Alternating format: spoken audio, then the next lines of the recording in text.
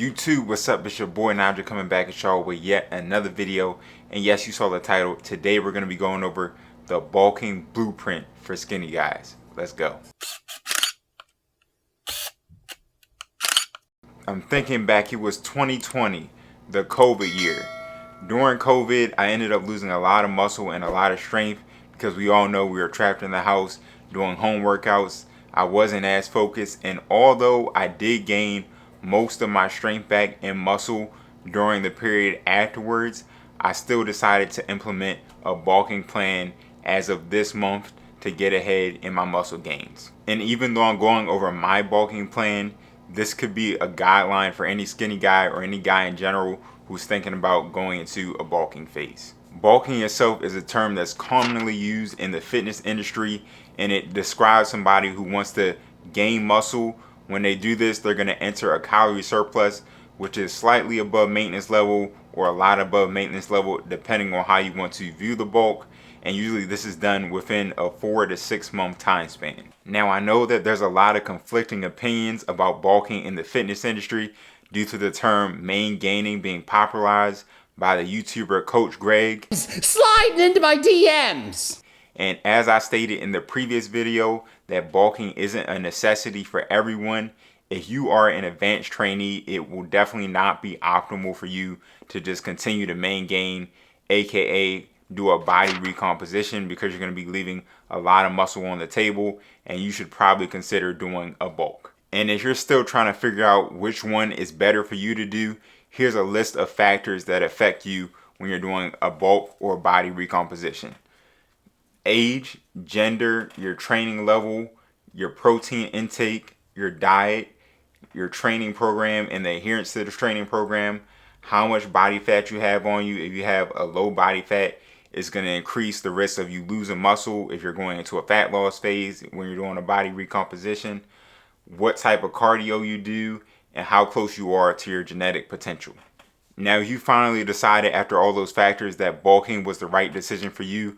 There are 3 ways that you could bulk that should always be considered before you start. The first type is dirty bulking. Now, I feel like this had to be popularized by the newbies in the gym because it's really easy to do. It's easy to go to McDonald's, go to Hardee's, stack up on all the Big Macs and get as many calories as you can. And when you do this, you will gain muscle and it will be effective.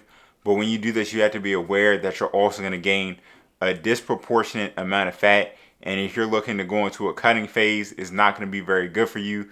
And when you start cutting, it's going to kill your muscle with it. The second type is the regular bulk. When people do a regular bulk, they usually aim for about 3 to 4 pounds a month. A lot of times they're more conscious of the things they eat. And this will usually fall into the time span of 4 to 6 months where it's shortened, but they can pack on a decent amount of muscle and they'll also pack on a decent amount of fat. The cut won't be as hard as somebody who did a dirty bulk, but you'll still be gaining a decent amount of fat and will have to cut. And before I give you the last type of bulk, I had to give you some background on exactly why I chose this. Now, there was an article published called The Effect of Nutritional Intervention on Body Composition and Performance in Elite Athletes. In this study, they compared 2 groups. One of the groups did a slow bulk and the other one did a fast bulk. As you can see in the white held the group that did the fast bulk. They did end up gaining a little bit more muscle mass and they gained a lot more fat mass than the people who just did a slow bulk. As you can see, you will gain a little bit more muscle, but you have to weigh out the options, cost benefit analysis. Is it really worth it for you to gain a lot of fat if at the end of the day you just want a lean and clean physique? If you're only looking for strength, I would say that a dirty bulk might be a good option because it will help you get a lot stronger, a lot faster than you doing a clean and slow bulk. And that finally brings me to the bulk that I'm doing, which is the lean bulk. Now, before I do anything, I like to lay out the parameters.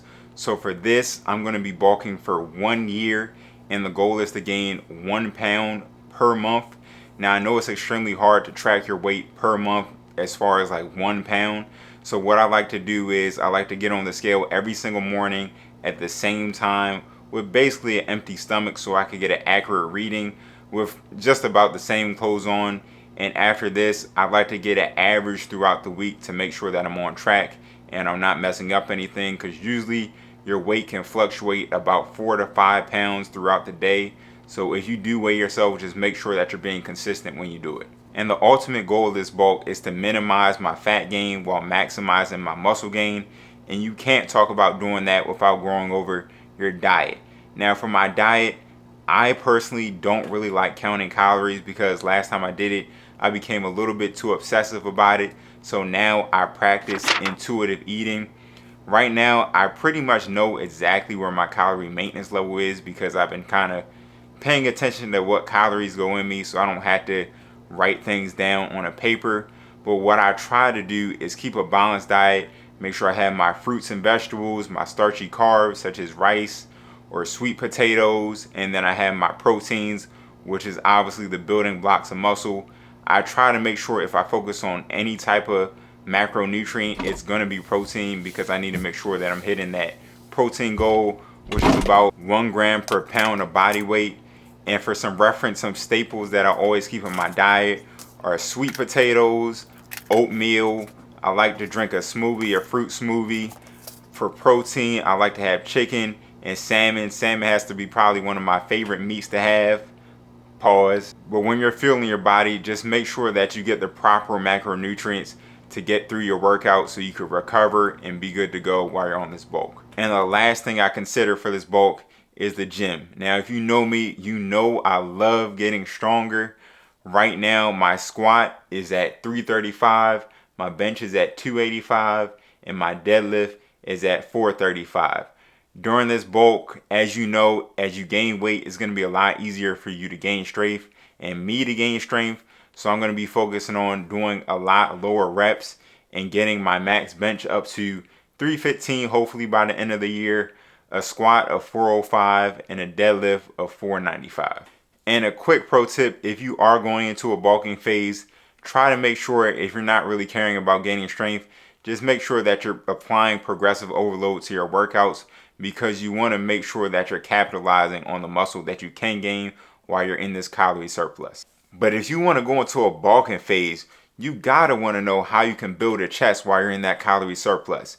If you want to check out how I built my chest, click this video right here. I appreciate y'all for watching. Make sure you like, comment, and subscribe. Everything helps out my channel. I appreciate y'all for watching, and I'll see you on the next one. Peace.